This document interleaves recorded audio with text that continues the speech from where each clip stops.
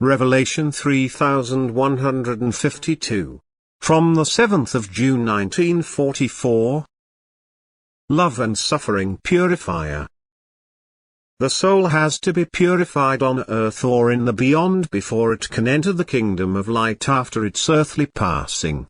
The soul must lose all impurity, it must be clear and pure as it once emerged from God's strength, so that it is again receptive for the light radiation from God which a stained soul cannot receive. And this purification takes place on earth through love or suffering.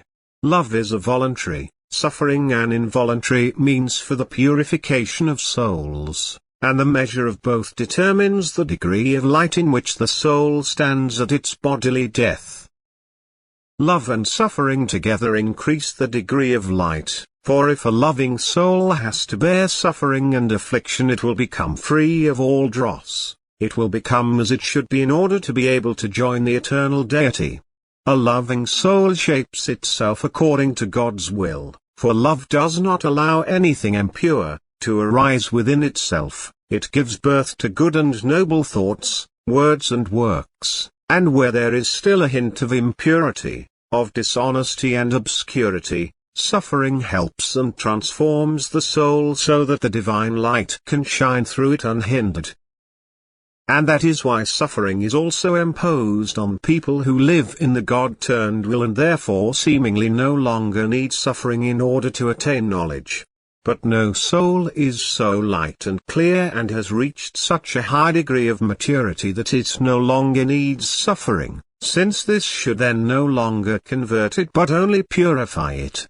Suffering should first lead the human being to God, but afterwards crystallize his soul so that it is clear and transparent and receptive to every ray of light that touches it from the spiritual kingdom. As long as the human being dwells on earth, temptations also approach him, and every temptation means a cloudy stain on the soul if it does not offer stubborn resistance.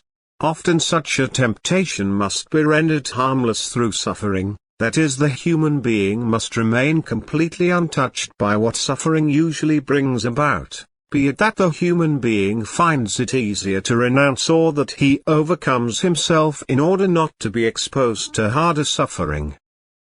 He must fight against himself. He often gets tired of the world and its charms, and his soul slowly comes to the state that it no longer desires anything on earth but only the nearness of God.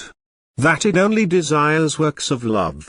That it only performs works of love and is also grateful for suffering because it noticeably brings it close to God. For it takes refuge in him in suffering and receives his strength which now completely permeates the soul, expels everything impure from it and places it into the degree of maturity which results in its entry into the kingdom of light. This is a purification process which, although painful, will certainly lead to the goal if the human being's will is turned towards God. Because then suffering will only make him feel closer to him, and every contact with God signifies an influx of strength, it signifies the radiating of love, and the fire of divine love is a further means of purification which is also used through one's own activity of love. For love dissolves everything, it purifies and radiates through everything. And in connection with suffering it has to spiritualize the soul and make it a bearer of light, because it is now rid of all dross and achieves a high degree of maturity which secures its entry into the kingdom of light in the beyond. Amen.